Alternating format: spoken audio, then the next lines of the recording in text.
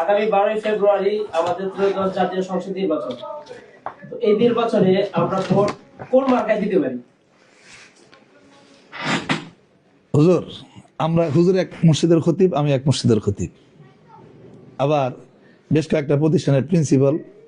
আপনি এমন যদি আবার মার্কা সম্পর্কে জিজ্ঞেস করেন আর কোন মার্কায় ভোট দিব, তাহলে আমরা নিজেরাই মার্ক হয়ে যাব।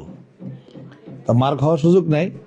তবে বর্তমান বাংলাদেশের এই যে জেনারেশন, সব তো 4G জেনারেশন, মুরব্বীরাও 4G, আর যুবকরা তো 6G হয়ে গেছে, যদিও 5G আসে নাই প্রযুক্তি। তো আশা করি ইশারা দিয়ে বুঝবে। একটা গল্প বলি, সমাধান এখান থেকে নেওয়া যায়। আমর ইবনুল খাত্তাব রাদিয়াল্লাহু আনহু শাসনামল, মিশরের গভর্নর ছিলেন আমর ইবনুল আস রাদিয়াল্লাহু আনহু। বর্তমান সময়ের ছেলেপেলেরা যেমন হুন্ডা গাড়ি রেস দেয় 300 ফিটে গিয়া, তো ওই সময় এরকম রেস হইতো, ঘোড়ার রেস। একটা ঘোড়ার রেস হইলো, প্রতিযোগিতা হলো, সেটা উপরে কোনো যাত্রী ছিল না, ঘোড়ার মালিক ছিল না, আরোহী ছিল না, শুধুই ঘোড়া।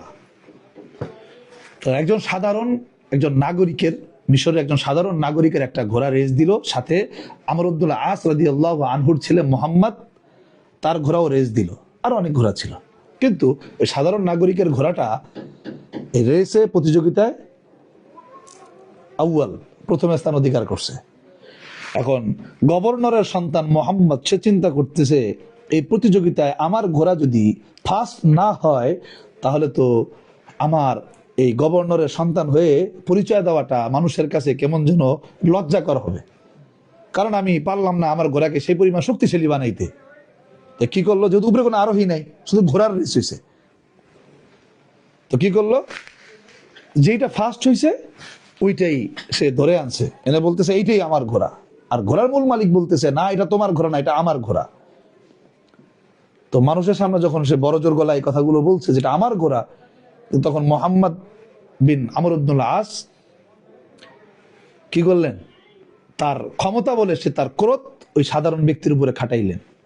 তো ওই ব্যক্তি নিরুপায় হয়ে আর কিছু বললেন না, চিন্তা করলেন এই আমি বিচারটা আমিরুল মুমিনিন খলিফাতুল মুসলিমিন ওমর ইবনুল খাত্তাব রাদিয়াল্লাহু আনহুর কাছে গিয়ে দিব। সে মদিনায় আসলেন।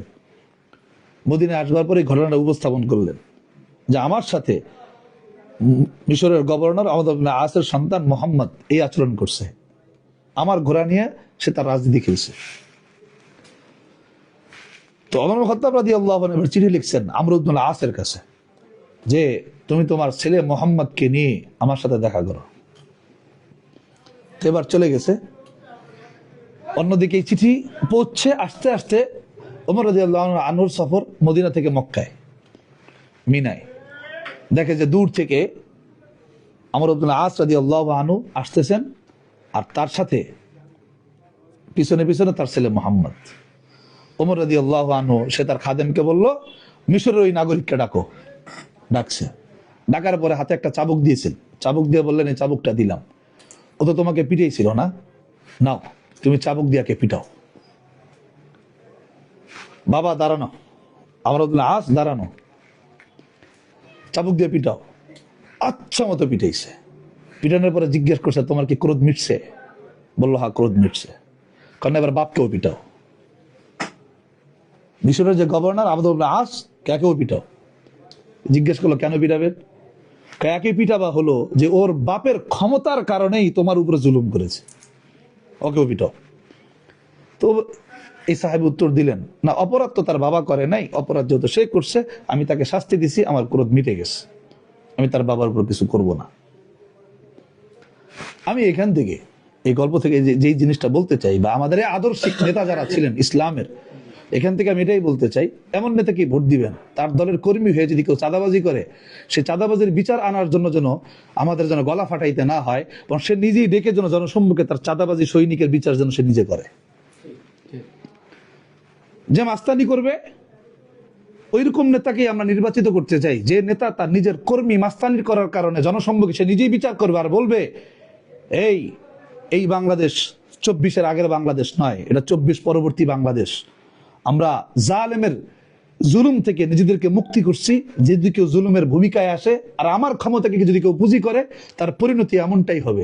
এরকম ভূমিকা যেই নেতা নিতে পারবে, সেই নেতাকে নির্বাচন করা এবং নির্বাচিত করা এবং তাকে সিলেকশন করা এবং সকলের প্রত্যেকের মূল্যবান মতামত দিয়ে তাকে জয়যুক্ত করা, এটা আমাদের দায়িত্ব।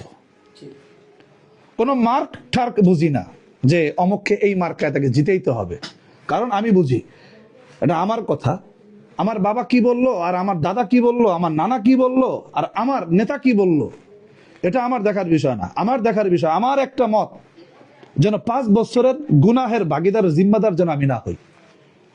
আমি এমন একজন ব্যক্তিকে মতামত দিলাম যেই ব্যক্তির অধীনস্থ ব্যক্তিরা চাঁদাবাজি করে, কার কারণে? তার ক্ষমতা বলে। এই প্রত্যেকটা চাঁদার পকেটের টাকা আমার পকেটে না আসলেও কিন্তু নুসরাত সহযোগিতা করছি একটা মতামত দিয়ে, এটার গুনার ভাগিদার আমি হব, এটার গুনাহের ভাগিদার আমি হব। যদি কোন নেতা ক্ষমতা মানে কোন নেতার কর্মী যদি দেখেন যে এই ক্ষমতায় আসলে তার কর্মীরা কি করবে, কর্মীরা ওইখানে এই ঝামেলা করবে, সেইখানে এই ঝামেলা করবে, ওইখানে মানুষ মারবে, এইখানে এটা করবে সেটা করবে, হাজারো অন্যায়, মদের সাথে জড়াবে, মাস্তানির সাথে জড়াবে, বারের সাথে জড়াবে, মদের বারের সাথে জড়াবে ইত্যাদি, এই সকল বাণিজ্যগুলো যা যা আগে আমরা চাই না এগুলোই হবে। আপনার একটা মতের কারণে, একটা মশওয়ারার কারণে, একটা মতামত দেওয়ার কারণে আপনি স্মরণ রাখবেন কোরআনের আয়াত, মান ইয়াশফা শাফাআতান হাসানাতান ইয়াকুল্লাহু নসীবুম মিনহা ওয়া মান ইয়াশফা শাফাআতান সাইয়্যাতান ইয়াকুল্লাহু কিফলুম মিনহা। ভালো কাজ এর জন্য সুপারিশ করলে যেমন করনেওয়ালার হিস্সা আপনি যেমন পাবেন, খারাপ কাজের জন্য সুপারিশ করলে খারাপ কাজ করনেওয়ালার পরিণতির একটা অংশ আপনি পাবেন। আল্লাহ রাসূলের হাদিসে তো আছে, আদ-দাল্লু আলাল খাইরি কাফাইলিহি, আবার ওয়াদ-দাল্লু আলা শাররি কাফাইলিহি, কল্যাণের প্রতি যে ব্যক্তি ইশারা দেয়, কল্যাণ করনেওয়ালার যেমন নেকি, ওই ইশারা দেনেওয়ালা, রাস্তা দেখায় দেনেওয়ালারও নেকি পরিমাণ সমান। তো আমরা আমাদের প্রত্যেকের স্থানে, কারোবারি নেত্রকোনা, কারোবারি যশোর, কারোবারি রাজশাহী, জানি আমরা আমাদের এই কথাগুলো আমরা সর্বত্রই বলি, সর্বত্রই বলি, মার্কা দেখে নয়, ব্যক্তি দেখে, ব্যক্তি দেখে। আমার যে সকল যে অঞ্চলে আছে, আমরা মিরপুরে আছি, আরো এক একজন এক এক অঞ্চলে থাকবে। মিরপুরের কোনো ব্যক্তি গিয়ে রাজশাহীর সদরের পুঠিয়া থানার বা ওই অমুক এলাকার কি করবে না, উন্নয়নমূলক কোনো কাজে সে সহযোগিতা করতে পারবে না, যার থানা সেই পারবে।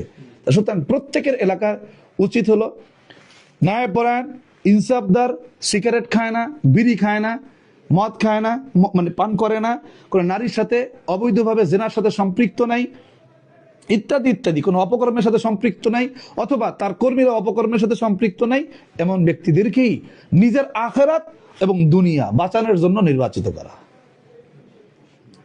নির্বাচিত করা। বাস এই কোনো মার্কা সম্পর্কে, যেহেতু আমরা কোনো দল করি না, কোনো রাজনৈতিক দলের সাথে আমাদের কোনো সম্পৃক্ততা নাই, কিন্তু হ্যাঁ ভালোর সাথে আমাদের সম্পৃক্ততা আছে।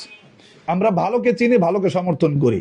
24-এর অভ্যুত্থানে আমরা জীবন বাজি রেখে কথা বলেছি, আমাদের সন্তানদের কি হবে, স্ত্রীর কি হবে, আমাদের প্রতিষ্ঠানের কি হবে, আমাদের গদির কি হবে, আমাদের সম্পদের কি হবে, আমরা এগুলোর দিকে তাকাই নেই। আমরা এটাই তাকাইছিলাম যে এই দেশ জুলুম মুক্ত হোক, জুলুম মুক্ত হোক।